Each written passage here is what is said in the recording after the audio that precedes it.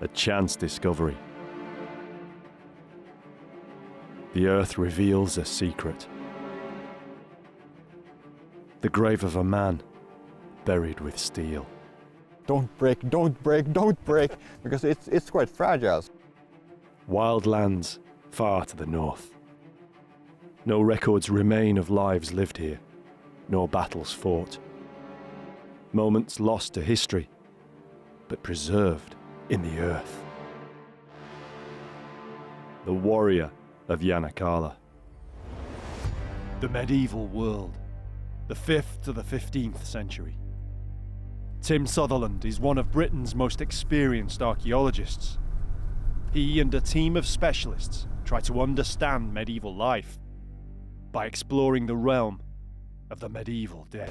We have a classic view of the storybook medieval life. We don't hear the stories about the common man trying to keep his family alive. In our stores there are hundreds, if not thousands, of skeletons. Archaeologically speaking, we can now focus in on the medieval dead people. You're looking for clues in the skeleton all the time. And you couldn't help almost look through their eyes thinking, what did they see? How did they die?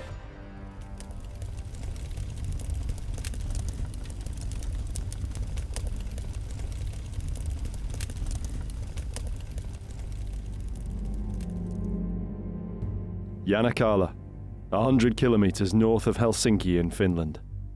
In 2013, it's the location of an amazing archaeological find. The grave of a man buried more than 7 centuries before. It's unusual in Finland for a skeleton to be found like this, away from any known burial ground. But there was something else. The man had gone to the grave with not one, but 2 swords. And it didn't stop there. What made the find completely unique was that the swords were separated in time by hundreds of years. One blade, like the skeleton, was medieval. The other, unbelievably, was from at least 2 centuries before. A Viking sword. It was completely unprecedented in medieval archaeology, in Finland and the whole of Europe. You couldn't fail to be captivated by the whole story. 2 swords found in a single grave, in the middle of a field, in the middle of nowhere, with archaeologists excavating it. It has a bit of everything. There was an option of going over there to carry out a geophysical survey and hopefully get some sort of information to put this person and the swords into a context that we could understand. The story was like a medieval fantasy, except it was real. And it spanned not only medieval times, but also the preceding era, the pagan Dark Age, the time of the Vikings. Even today, Finland is beautiful and remote. In medieval times, it was a wilderness. Endless forest, hills, rivers. Western Europe was steadily civilizing and evolving. But here on the edge of the Arctic Circle, the wild lands of ice and snow, Finland was the edge of the world. Finland in the medieval period is a bit of a blank canvas. We don't know much about it. Its history is now being driven by the archaeology. There isn't a lot of medieval history around. And so by finding new sites, by finding medieval archaeology in which to interpret, you can add to the history of the background of the country. No, mä en tiedä, Suomi on voinut olla, mutta sillä ei ehkä ollut nimeä ja sitten jostain syystä tänne on haluttu tulla ja molemmin puolin, että tämä on nyt ollut hyvin helposti sitten saavutettavissa tämä alue ja en tiedä, se on kyllä aika mielenkiintoinen kysymys, mutta ehkä me joskus saadaan siihen vastaus, että mikä tämä Suomen asema on silloin muinoin ollut. Simo Vanalo is one of the most experienced archaeologists in Finland, a veteran of more than 500 excavations, and the man who found himself in charge of the dig at Yanala. It was one of the most important in Simo's long and distinguished career, and it came about through the work of local metal detectorists. Metallietsijät ovat olleet meidän ryhmälle hyvin apuna, koska he liikkuvat isoilla alueilla ja ja he ilmoittavat meille ja me ollaan sitten haluttu tehdäkin heidän kanssa yhteistyötä, että heistä on suuria apua ollut meille. The metal detectorists made a series of small finds across this field before they unearthed the burial and alerted Museovirasto, Finland's National Board of Antiquities. Simo and his team came out to check what they'd found and immediately mounted an excavation. The main enemy was the weather. No, tämä paikka kun löytyi, niin oli aika huonot sää, hyvin kylmä ja sitten oli pimeätä, mutta me ei tiedetty mitä sieltä on tulossa. Et se oli niin kuin jännittävää koko ajan kun mentiin syvemmälle ja sitten sieltä löytyi jonkun verran merkkejä haudasta ja sitten lopulta löytyi koko haudan muoto ja vainaja ja kaikki. Et se oli koko ajan yllätystä kaikki. The skeleton was badly preserved, degraded by the acidic soil.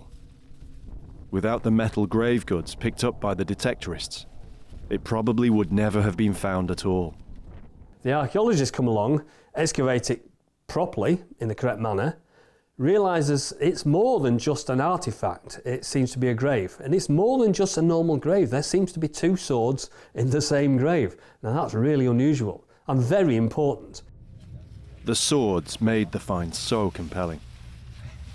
The first, the one initially unearthed by the detectorists, was a Viking Age blade.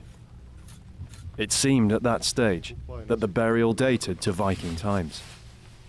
Then the second blade was revealed, a type much larger and much later, a medieval sword.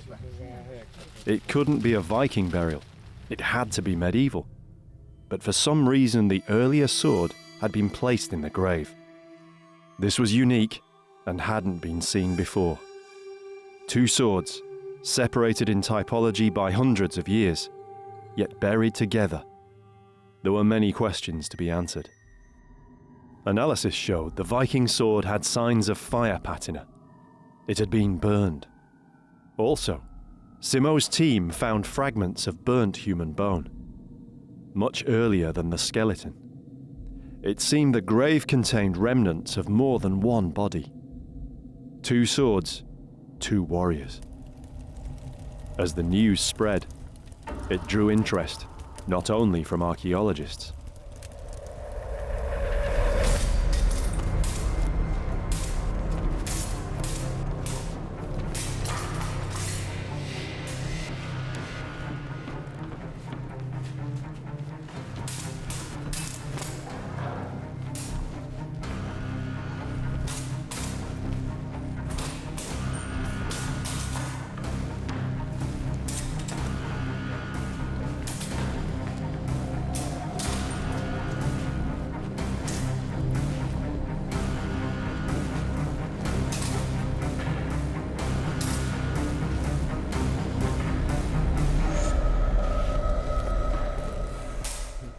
McDonald has been learning and teaching the art of the sword for more than 2 decades.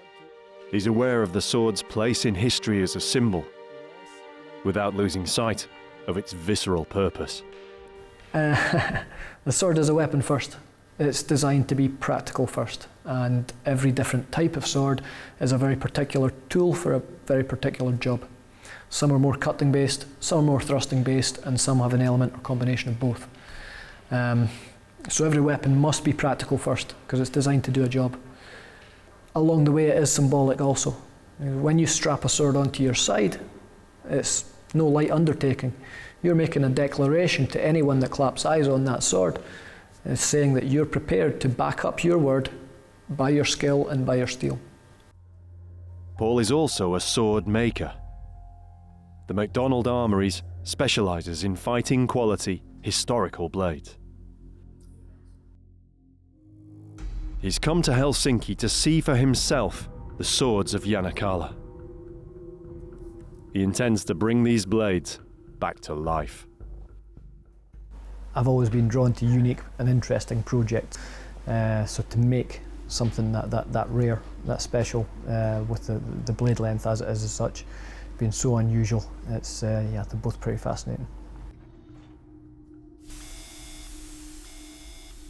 The swords are kept in stable conditions at Museovirasto. They're covered with oxidation, But beneath this, the steel has survived.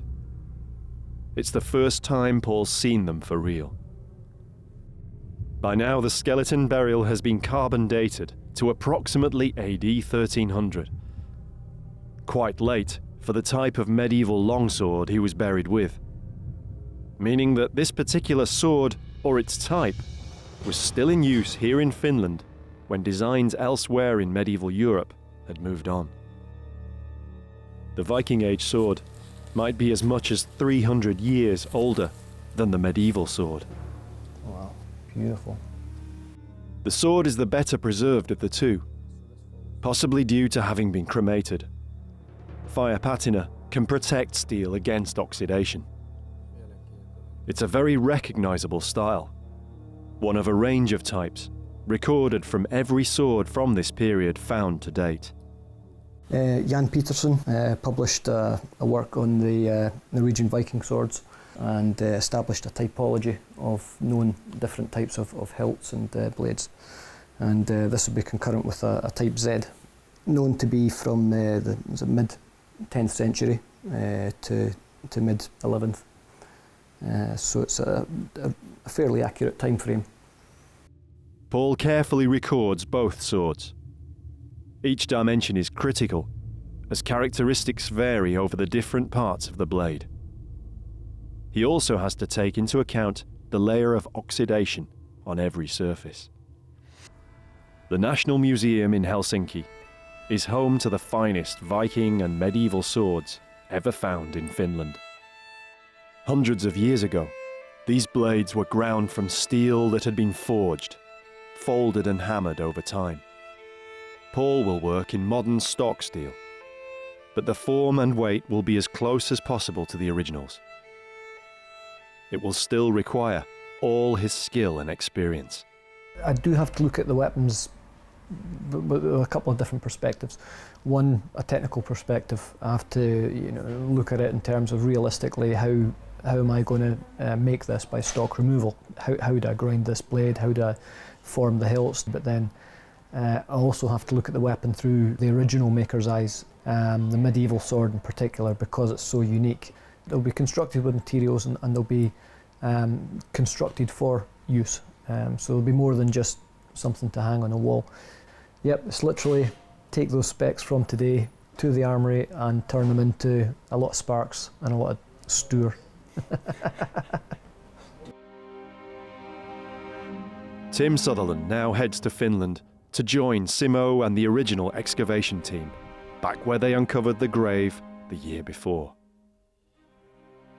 He'll carry out a geophysical survey across the whole site. The 2013 grave is just one find among possibly many more. They know this because the metal detectorist who originally found the grave also recorded several other significant readings across the field, before by the autumn moonlight, making the find of a lifetime. My metal detector gave me a pretty good solid iron signal, and I started to dig it up. And what I found was a small spare blade tip. So I tried the hole again, and in about 40 centimeters there was an axe blade. It is a really, really good find. It's really rare. And I removed the earth more, and suddenly in the bottom of the hole I saw a silvery blade with the text, and I realized just at the moment moon was shining that the silver blade, it was a sword. Discovering a sword like this was so rare that it affected Mikko's reaction. This was a physical reminder of Finland's distant past. It was a shocking and stopping moment because we didn't actually know what to think. It was so weird, so not possible. It should not be here in the place, but it was. And I think that our history is much more than we now know. Mikko reported the find and laid the way for Simo's team to make the excavation. By that time, the weather had closed in. Clear moonlight had given way to freezing wind and rain. So it's approximately a year ago that you were in this field excavating the grave of this person that was found with the two swords? The bones were quite badly preserved, but they were still visible, and you could make out how the deceased was laid in the grave. When we started digging, we just thought that it was one sword that was broken in two. But then especially after we lifted the first piece up, we realized that there was actually another sword, a whole sword, lying beneath. This is the moment when they carefully remove the first sword blade. Excavating not one, but two swords is special for any archaeologist. So I must admit, I've never found or excavated a sword. So that must have you ever excavated a sword before, or anything like that? So that must be quite an unusual feeling as well, because I know I've found some important things in the past. But when you see something as evocative as a sword, obviously, and an individual with it, that must be quite a good feeling. Yeah, and especially when we lifted the longer sword, the complete sword, the thing that went through my mind was, don't break, don't break, don't break, because it's quite fragile, so you have to be very careful when lifted. So. The swords were gently cleaned and left with respect. In Nordic folklore, it's said the soul of the swordsman resides in the blade. Tim gets moving. He and Rachel Wood from the University of York will carry out the survey. This is the first time they've seen up close the geology of the site. The warrior of Yanala, it seems, was buried in soil rich in magnetic red granite. And it may be that this is a problem. Using magnetometers in a magnetic terrain like geological granite is notoriously difficult or interesting, to put another way. So we'll have to see. Right. Yeah, sometimes you can put a lot of effort into a survey, and there are known places in the world, very igneous areas where the rock is just so strong magnetically, you can't do a magnetic survey with any good results. So there's a bit of a gamble. We come all the way to Finland to survey this field, and we didn't know that there was big chunks of granite lying around. Nobody told us that. So potentially we could be wasting our time. There's nothing else they can do but try. They start the first few grids of the magnetometer survey. And fortunately, it seems there's enough overburdened soil to mask the effects of the granite. It's a huge relief, because if the whole site was heavily magnetic, because if you work in a landscape that's basically underneath is igneous rock like granite, it can trash the whole data. And that's the problem. And we potentially faced by coming here. So it's really nice to see we can see something else.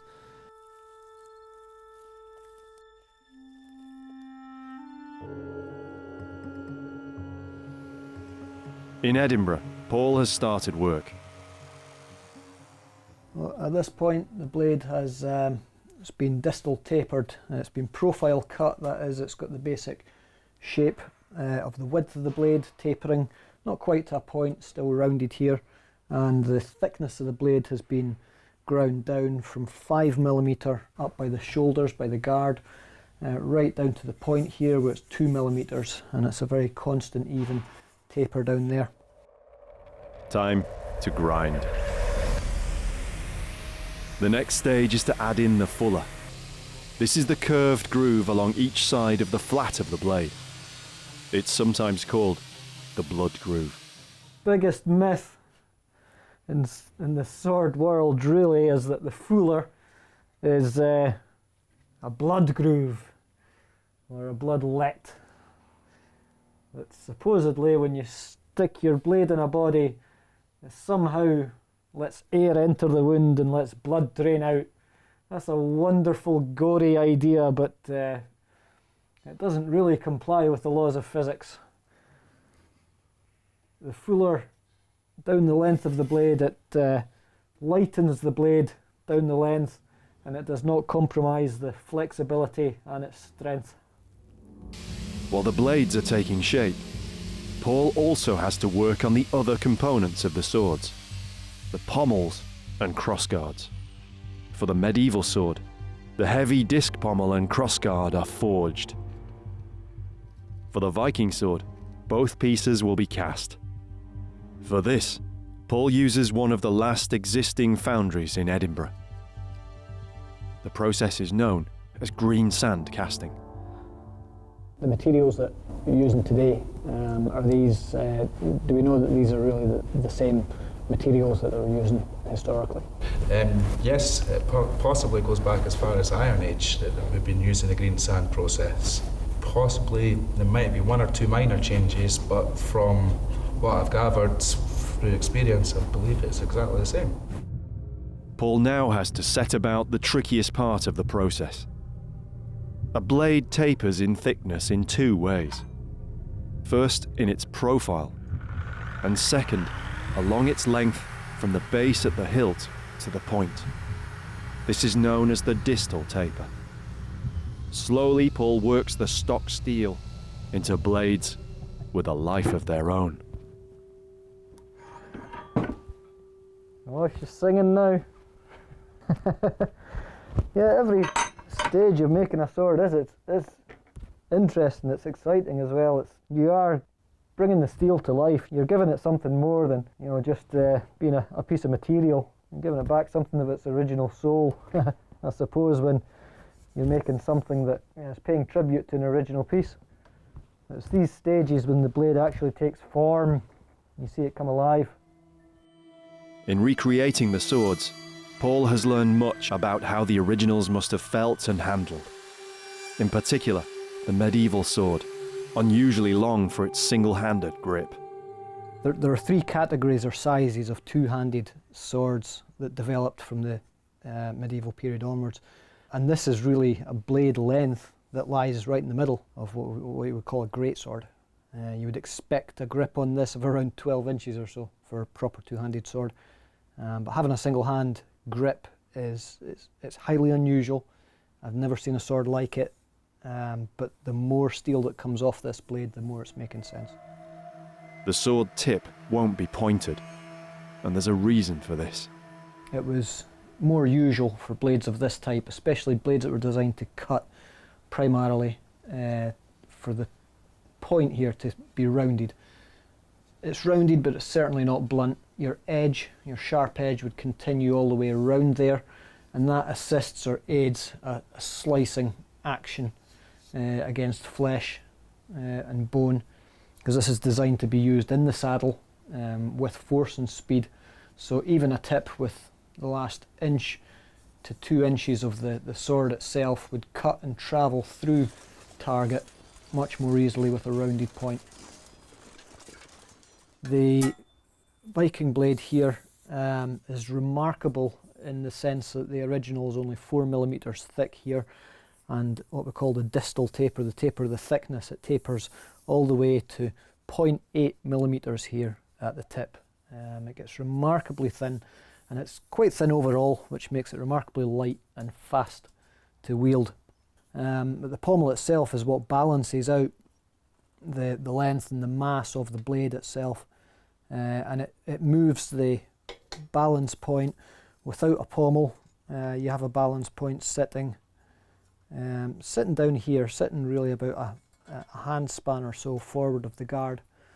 But once that pommel weight is added, then it takes the whole balance back to really within about 3 inches or so forward of the hand. And this means that in the hand you can whip that blade about rapidly, which is exactly what you want for a sword where your life could depend on how effective this blade wields. Back in Finland, the survey has attracted interest. Raila Aaltonen is the landowner who's kindly granted access to the current survey, and she was here back in 2013 when the grave was discovered. Of course, I was very excited. I was looking at them from my kitchen window, and I saw these guys being gathered together on this muddy field, and then I thought, now they must have found something. And as I got a call from them, and they were very, very excited themselves. So I quite often think about that the people who have been walking here and have seen just the same about the same landscape as I see today. And I think that there's something really soothing.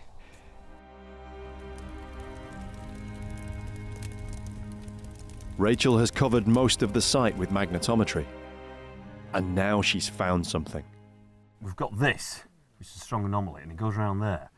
As if there's a boundary there, we can vaguely see something down there. If we add on another line, we've definitely caught the edge of it. Yeah, I think so. One way or the other. This is very important because it's covering the area we're interested in, isn't it? That's basically the top of the hill. We need to date this, and is that medieval, for example, or is it much earlier, or in fact much later? Yep. I can't imagine it being too much later because it's a nice No. curvilinear feature, and those are generally earlier rather than later. It's a fantastic discovery, and it prompts Ryla the landowner to check her family archives. She's found a map which helps make sense of the features the survey shows in her fields. It's dated 1692, although roughly 400 years later than the grave. The features it records may well have survived in the landscape from earlier times, and they bear a strong similarity to Rachel's enclosures. Mikko and the other metal detectorists have returned to help out, and they've brought with them new equipment. The metal detectorists we met on site were not your average common garden metal detectorists. These people were tooled up to the max. They had these pulse induction meters.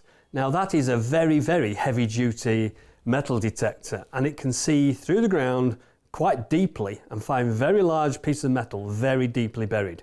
And of course that was essential for this site. Rachel has asked them to locate again the ferrous contacts they made in 2013, only this time using the pulse induction meter to pinpoint them. They mark the finds in the stubble with red flags. Got some targets for you from yesterday, if you like. Several of these contacts seem to display similar characteristics, shown by the pulse induction meter in depth, length, and general size. Well, Mikko has just been over this ground with his pulse induction meter. It's such a large coil that he's using that it's very, very difficult to define exactly where it is. So if we can come along afterwards and use a normal metal detector with a smaller coil, we can just scan the ground and make sure that he's in the right place. And then what we can do is try to define some sort of limits to it. So it's quite a big object because when we get near it, so that's it, somewhere there, and that's the centre of it. And there does seem to be some sort of linearity to it, and although there are little bits along the side of it, other things, that's definitely one big anomaly there. Everybody starts thinking, right, this is a bit strange now. Huge piece of metal in the ground. Just behind us, somebody's found a grave with two swords. We look at this metal object in theory, and it appears to be sword-shaped, the right length. And everybody's going, this is interesting. But it's not just one. There are several in this field, all the same sort of length, a bar of metal. Now this is getting a bit weird because there's not many bars of metal just lying deeply buried under a normal field. But we know that somebody's found two swords just behind us. The obvious conclusion is beginning to dawn on everyone.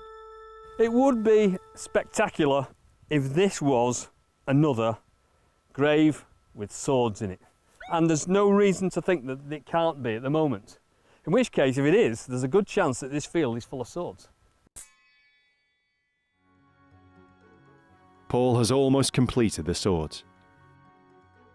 I'm drawing blood in the process.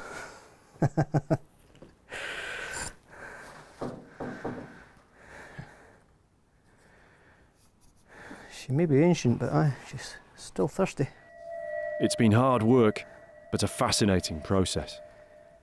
He's learned a new respect for both these types of sword, the people who made them and the men who wielded them. She's remarkably fast in the hand. They're both remarkable blades. Actually hear it sing a little whistle through the air. The Viking sword is a purist weapon, a swordsman's sword. Yeah, I think in closely studying the original and replicating it I think I've personally learned a lot along the way about these weapons, about the craftsmanship that's gone into them, about the technology, which for the period is quite advanced. The blade technology, making a blade this remarkably thin and light, requires it to be remarkably well tempered. So it's clear evidence that their steel making abilities were very advanced at this time, looking at 10th, 11th century. And the sword itself, it's remarkably light and fast. It's just over 1 kilo in weight. It's remarkably well balanced as well overall. And even this grip, I believe, has been ergonomically designed around the hand so that it can be used with either edge very efficiently as well. Yeah, many have the idea that Viking blades are simply held in a hammer grip and crude hacking swords, but this grip allows great flexibility for really cutting and manoeuvring both edges in fluid motion, real swordsmanship. The medieval sword is in a category of its own. Brute force, reach, and power. This sword is very much a different beast altogether than the Viking sword. This is a sword that undoubtedly has been designed primarily for use on horseback, first and foremost. It screams cavalry. It's a cavalry sword, no question. This sword carries a blade that is literally almost a foot longer than you would expect for a sword of this period. So I believe that this sword stands alone at the moment in the world of swords from what we know. It's quite unique. The reason for that length and that mass in the blade is for use in the saddle first. It's designed for cutting at troops, at enemy on the deck. This would really create remarkable cutting power. There's just over 3.5 pounds of weight in the hand, and the blade is just over 41 inches in length. And so that gives you a tremendous reach, not just to meet targets, but with this sort of mass and steel meeting targets, you'd be cutting through your targets with this. This is ideal for a man looking to cause some damage on horseback. True cavalry sword. I think one of the questions I had in my head when studying the original sword was, how can this be wieldable? How can this sword work in the hand for the length of it, for the size of it, for the mass? And but of course it had to work. It's an original sword. It's been made and crafted for use. So it was been quite special to replicate it exactly to the same dimensions, and if we use the same mass in the steel overall, then we have the same weight, we have the same balance, and it will move the same as that original sword has, and it moves remarkably well for a cavalry sword. I think this was made for a warrior who knew exactly his job. He knew his job very well, and this has been a custom tool for his job. No play in the pommel, grip, fittings good and tight. That's one well peened tang.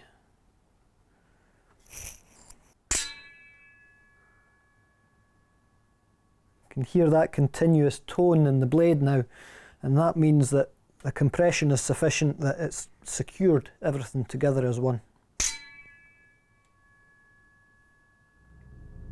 But why were these swords in the burial? Who was this man they were buried with? New information comes to light. At Museo Verasto, the swords have been X-rayed, and it's revealed something. Letters, inscriptions, fragments. Little in detail can be seen on the Viking sword, but on the medieval blade, the sign of the cross. The sword, perhaps, of a Christian warrior. The survey is almost complete. Tim and the others try to work out what they can about the burial. The man was buried around 1300 AD, with the Christian inscribed sword, plus an axe, a spear, and a few other simple items. But also in his grave, carefully and deliberately placed, were the much older, pre-Christian remnants of a cremation, the burnt Viking sword, and burnt human bone. But significantly, there was not enough bone to represent a whole cremated burial. There were just a few pieces.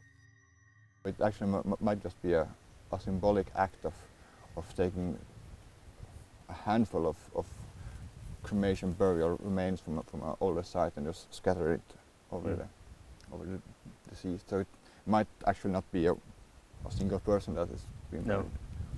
And if they're taking the sword from an earlier important grave, then they may think, right, it's important that we take part of that individual and then put that in the grave as well.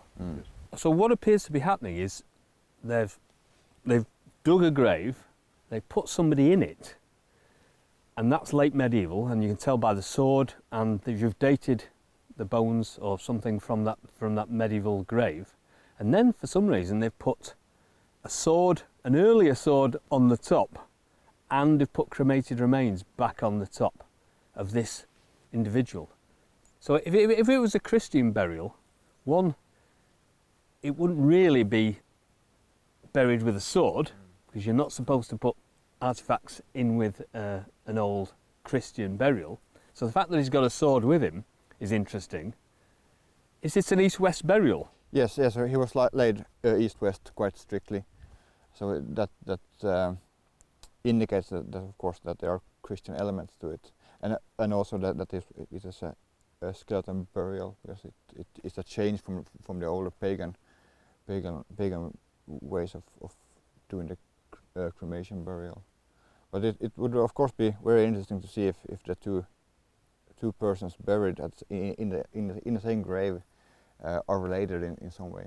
Maybe it is his father or his forefather that is, yes. So it's almost as if the person who was buried, the first person who was buried, or the later Christian person, we're assuming it's Christian, but there are elements of an older religion to it, because he's got a sword with him, which is not a Christian thing to be buried with really, but also he's got another person buried with him and his sword, which is really unusual. So it looks like it's important that this later individual wanted to form some sort of connection with the other person, either with a small amount of human remains, but specifically the sword.